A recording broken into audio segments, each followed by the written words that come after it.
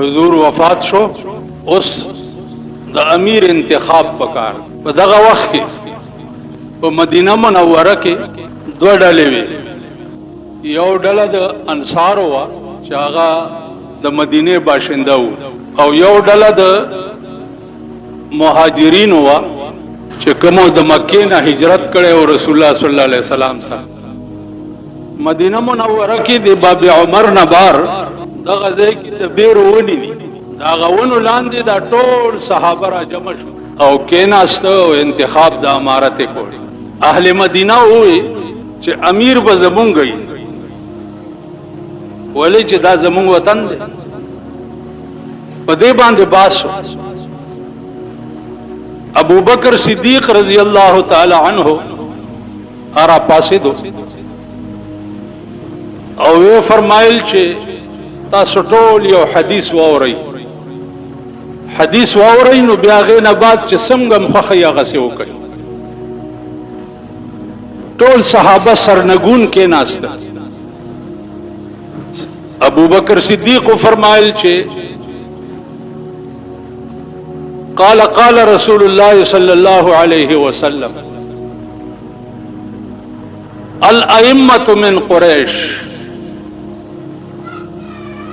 جناب رسول الله صلی الله علیه وسلم فرمایلی دي چې امام چې ده هغه به د قریشو نه. اهل مدینه او چې واورید چې پیغمبر ویلي دي چې امام به د قریشو نه، نو په یو आवाज ټول را پاسې ده او وی چې په قریشو کې با اے ابو بکر تا نه اوچت سوکی. پیغمبر ویلی دي چې الائمة من قریش، امام به د قریشو نه، نو په قریشو کې خو تا نه لوی سړی مونږ ته څوک نه ښکاري. په یو आवाज تمام اهل مکہ او اهل مدینہ د ابو بکر صدیق نه بیعت کو او هغه امام منتخب شو.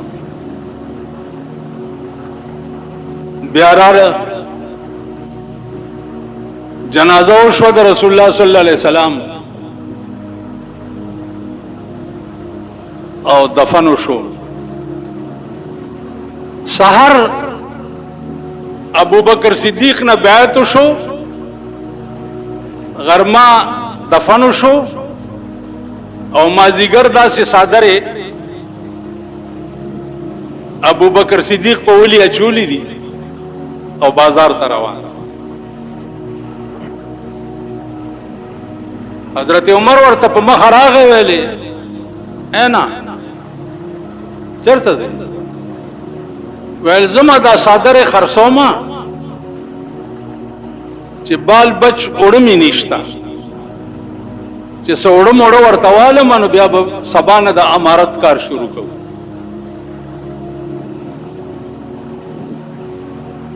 عزیزانو لک په کولو غوګونو باندې د یو ټکی ته سوچ وکړئ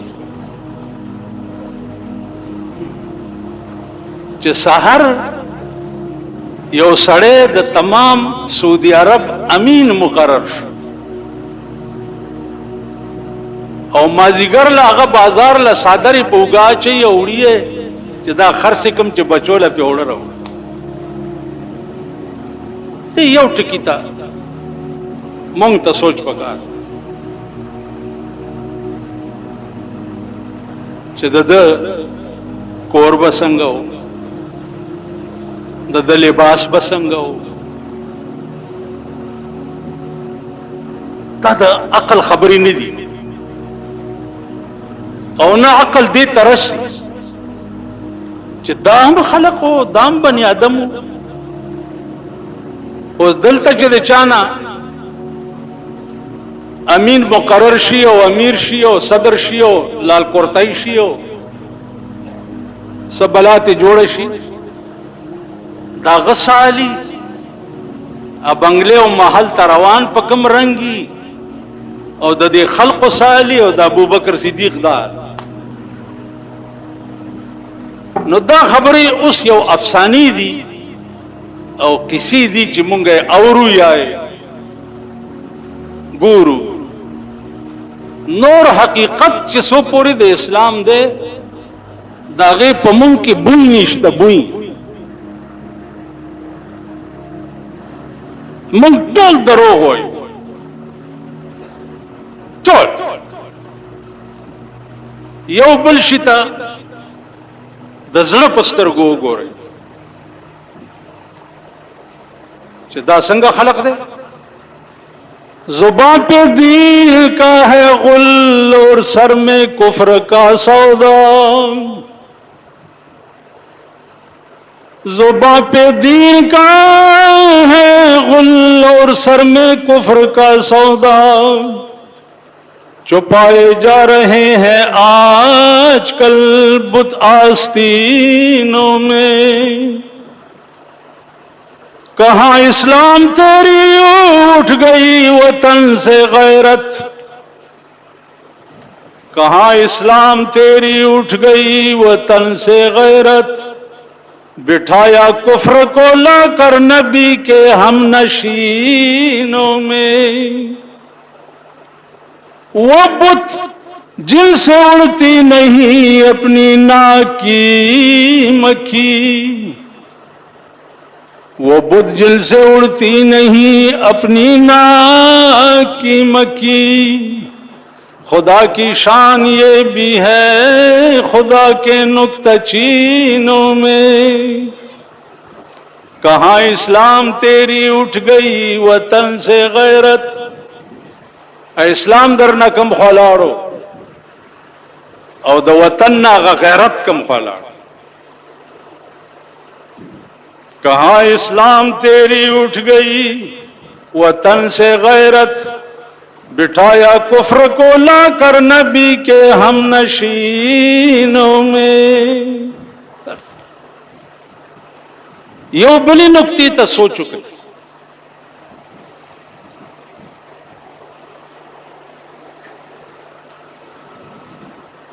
سو وخت کې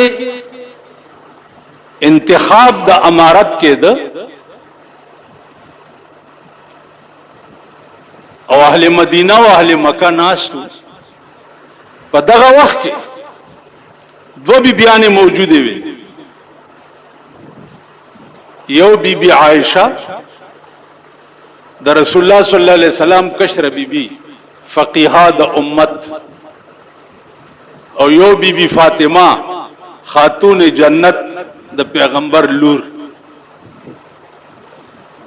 د دې امیر په انتخاب کې بیبی فاطمه او بیبی عائشه غوندې فقیه موجود نه وي. ولې؟ ځکه چې د ښځې حق نشتا او نه هغې ته اجازت شتا چا په سړو کې کینی او یا انتخاب د امارت کې ووټ ورکړي.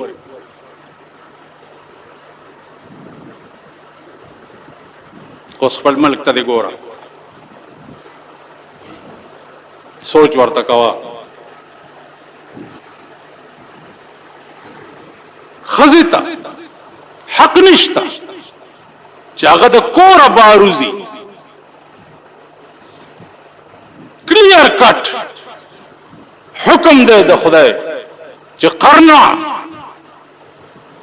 فی بیوتکن. قرنا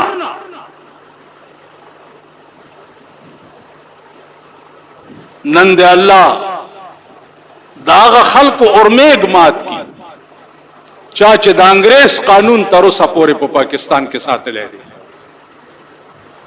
الله دې داغي اورمیګ مات کی.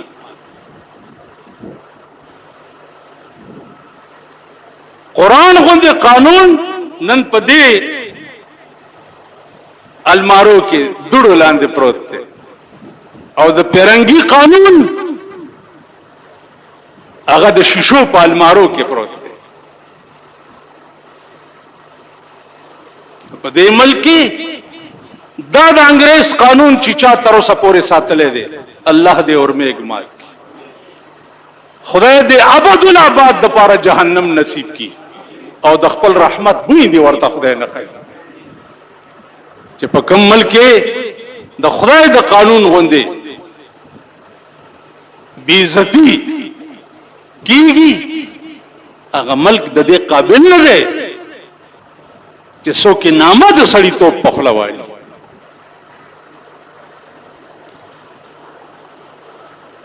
کرنا فی بیوتکن کور کی کېنه نن دمی په سرک ما ته وګورئ ما د انګريزانو د زمانه ډمې لیدلې دي ډمې ما اندوی لیدلې دي ما سکړې لیدلې دي ما يهودان لیدلې دي ما عیسایان لیدلې دي په داسې رنگ لکه په سرک چې کوم د پاکستان خزې رواني نو ما ډمې په لار باندې پتلو داسې نه دي لیدلې لکه دا چې بیا اوس خو سب وخت نه زه ګورم پروردگار دې په ګیره د سپي متیازه وکړی کا ګیره والا خنزیر بچي به ور سره رواني او بربنډه خزې به رواني اوس لس پنځلس منټه مخکې مې یو تیر شو دمره ګیره و بربنډه خزه ور سره روانه ګیره والا نو چې ورځ تیریږي گیر خریلی پنالت کیگی گیرو والا پنالت کیگی مولیان پنالت کیگی پیران پنالت کیگی چې ورځ تیریږي د خدای قهر په دې ملک نازلي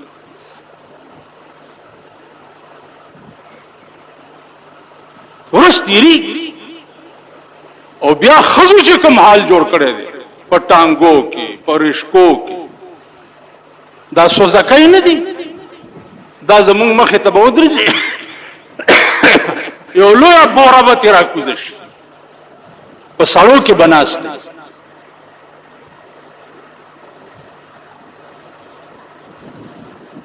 دا ستا د ملک حال تاسو به ښه ورځ وګورئ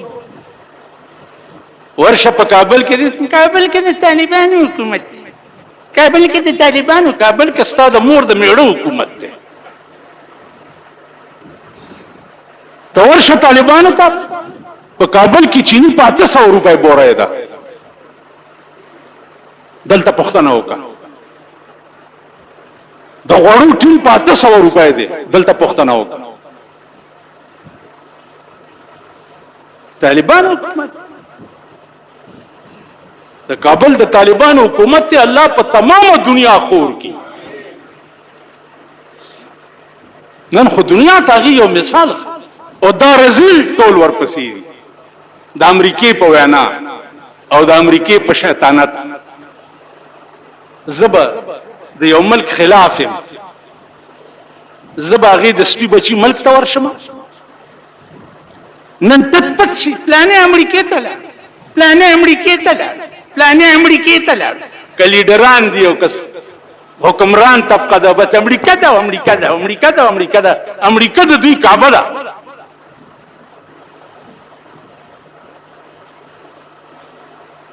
په داسې ملک کې اوسېږي پرون په لار روانو دا د الله قهر دی چې پتا سو نازل دی او نور به نازلېږي نور به ګورئ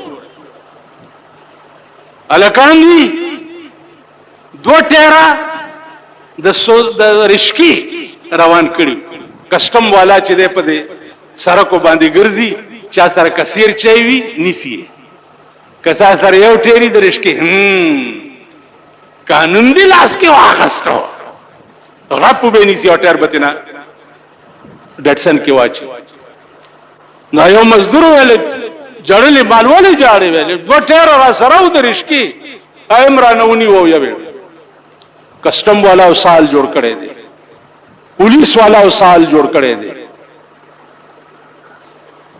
د ورشي په عدالتونو کې سال جوړ دي اوس یو بل شی درته راوېستو اول خو ډیشنټینا وکړ پوهېږئ په خبرو د بیمار سړی هم کینی مخې جمعې نه دا منځونه پرېږدم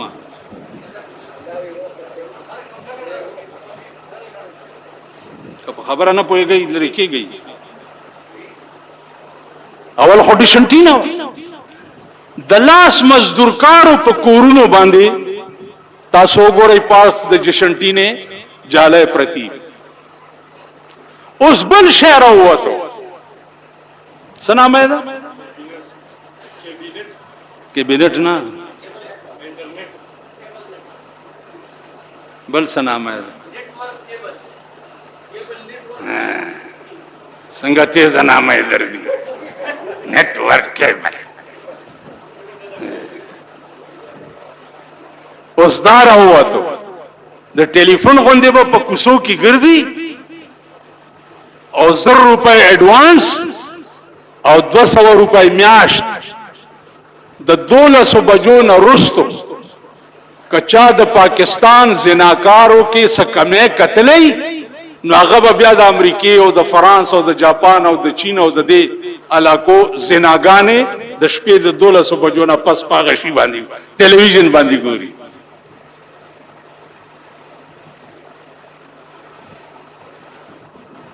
دې پسې چې مليان ورپسې شو چې دا خو ګوره غلط کار دی دا تاسو کوئ ډیپټي کمشنر بند کړ چې بند کړ هغه های کورټ ته لاړ های کورټ اجازه ورکړه چې خیر دې مړه داس دي ګوري دې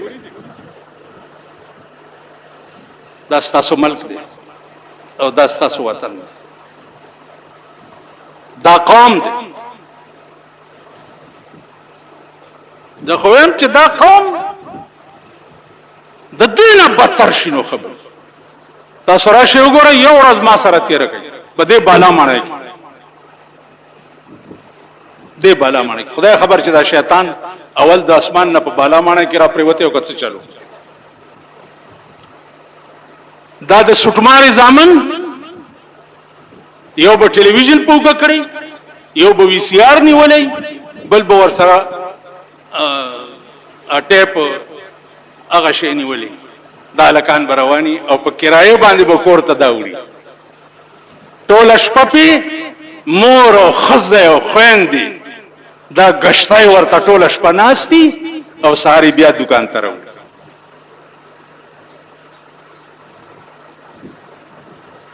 نو عزیزانو زما خو بالکل مایوس شو امید مې ختم شو پرون یو مولا راغلی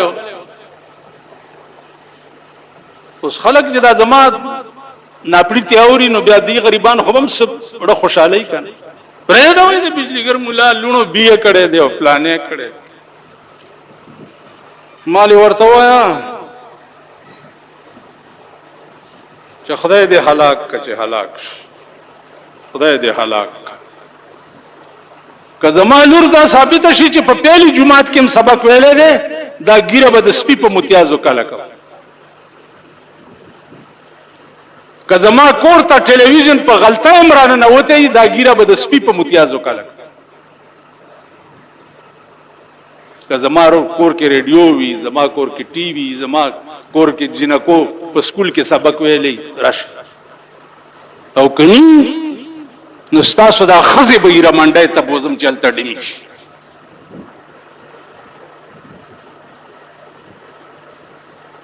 دا ملک دی او دا وطن دی اوس ابو بکر صدیق په کم ځای نه پیدا کو چې سحر ته بیعت شوه ده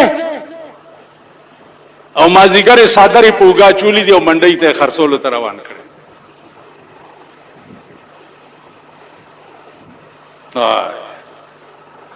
لنګش لیدلو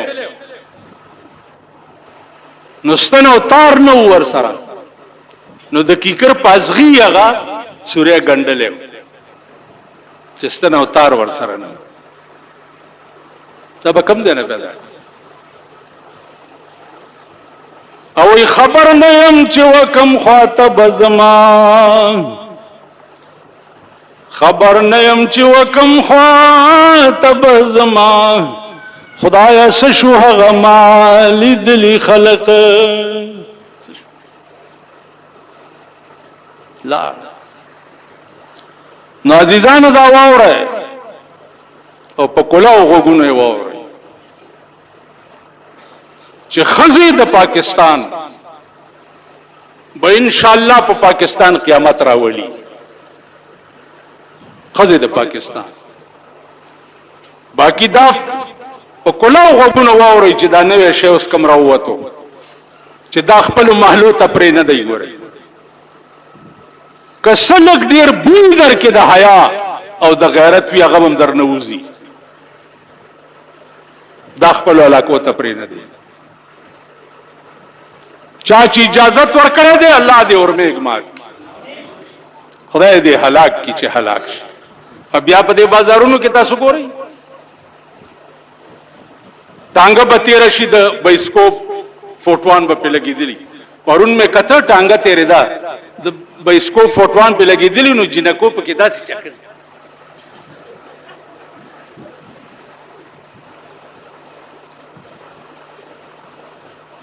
او ډولکی ماري پکې. اول دا ډولکی والا راونیسئ او په جوختو پې وخېږئ چې غول او سپېږمې د سپېږمو نه غول راوځي. د رزیل بچیه تا ته بل ځای ډولکی میلاوېدل نه غږېدل نه معلوم میلاوېږي. ورپسې چې ګورئ سوزکی به تېر شي. دا وګورئ چې خدای هم هلاک که چې هلاک شئ. هلاک شئ نو دا بایسکوپونه خو ټولې دنیا ته معلوم دي که نه. نو بیا په سړکونو اډورټایزمنټ څه دپاره کوئ او ډولکی مار هم ورته کېنولي چې راشي نن پکې داسې جینۍ راغلی راشي نن پکې داسې راغلی او نن پکې داسې. ټوله ورځ ښځې دي او کنجرتوب دی او ډمتوب دی. د سړیتوب حال به ټوله ورځ په ملک کې ونه ګورو. اوس اخري خبره واورئ. ابو بکر صدیق په دور خلافت کې صدیق اکبر ته خپلې بیبي ویلې چې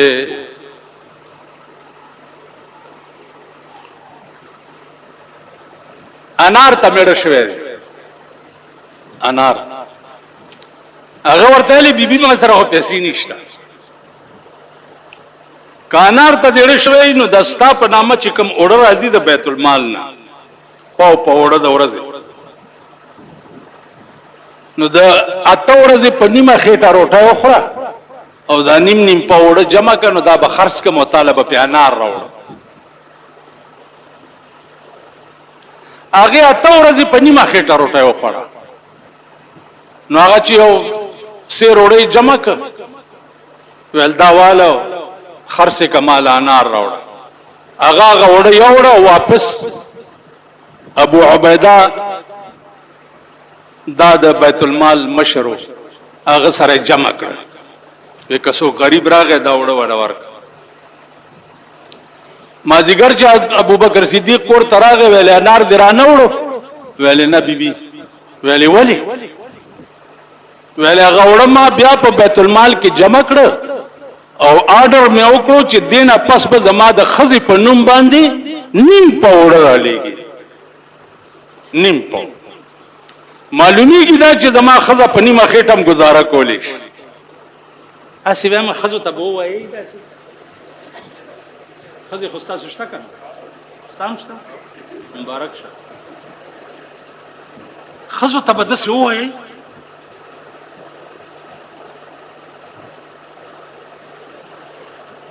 نو بیبي ورته وایي چې ولې؟ ویلی بیبي د امیر المؤمنین بیبي به اله انار خوري چې دا پته ولګي چې د ټول قوم ښځو انار خوړلي.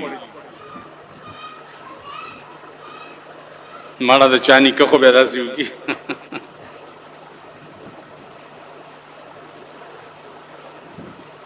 د چا پلار خو به داسې وکړي. دا د ابوبکر د بیبي حال او دا د ابوبکر حال. دوه جوړې جامې وي یو جوړه به وړي کې اغوسته او یو به په جمی کې اغوسته. اوس چې وفات کیږي الله اکبر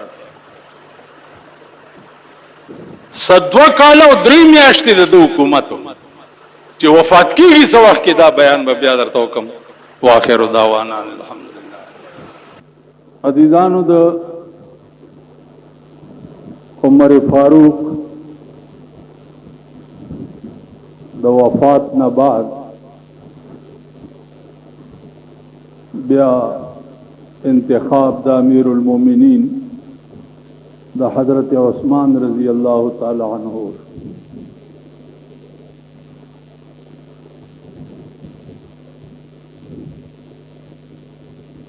د حضرت عثمان څه تاریخ به تاسو ته بیانوم.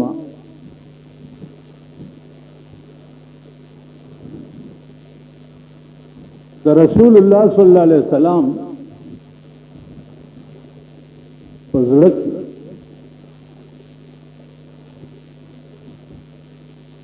حضرت عثمان دومره لوی مقبول النظر و چې رسول الله صلی الله علیه وسلم یو لور داغه په عقد نکاح کې راغلی و.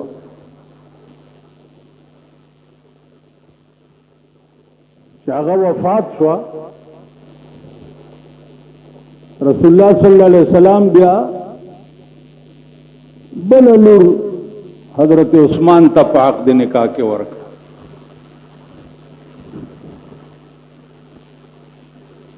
د دې یو ټکی نه دا اندازه لګول پکار دي چې د حضرت عثمان کم مقامو د پیغمبر په زړه کې چې یکې بادي ګره دولونه د پیغمبر داغه پاک د نکاح کې راځي.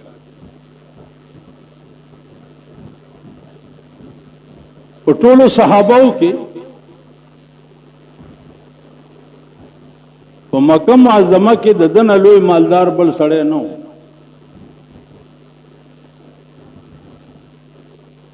یو ورځ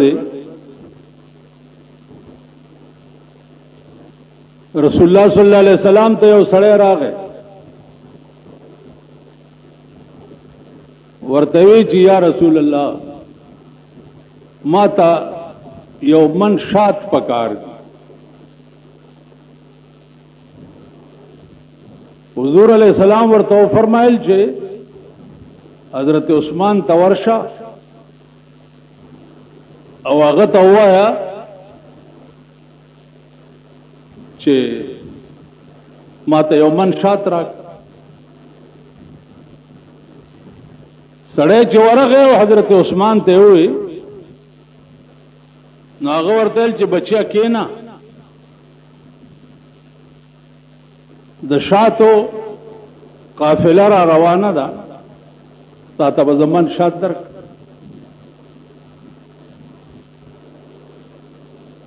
پدې کې د 200 اوخانو قافله رااله. نو حضرت عثمان اغا ساروان ته وی چې دې سړی ته د دې مخ کې اوخنا یو من شات ورک.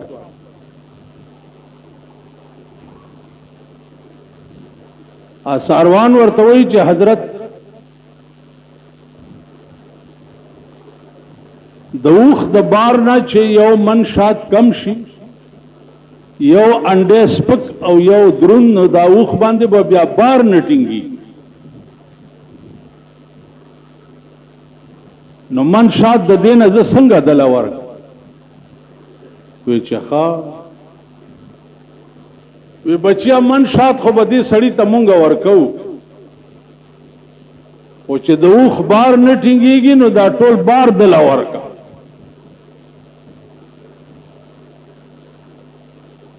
بیا ورته غساروان وای چې جدا بار بټول دی وړي څنګه ویل چوڑے نشي نو خم ولا ورکا. اسه وېما چې دې تلک سوچ کوي پروي زمين با په مسلمان دنیا کې دا چې سړی پیدا کړي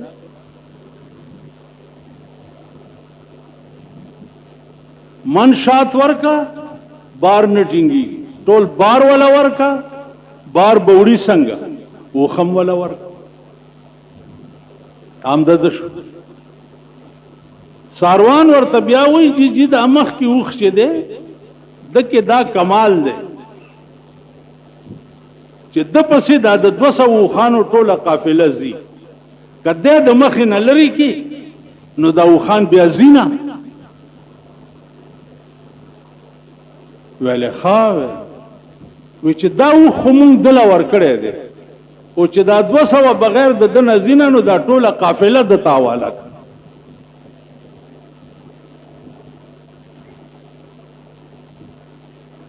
نو ساروان ډیر په تلوارې هغه د اوښانو مهار چې دی هغه سړي له ورکړو چې واله ځه روانې حضرت عثمان ورته وایي چې تلوار ولې کوې ولې نو ساروان ورته وایي چې جی ما سره یره پیدا شوه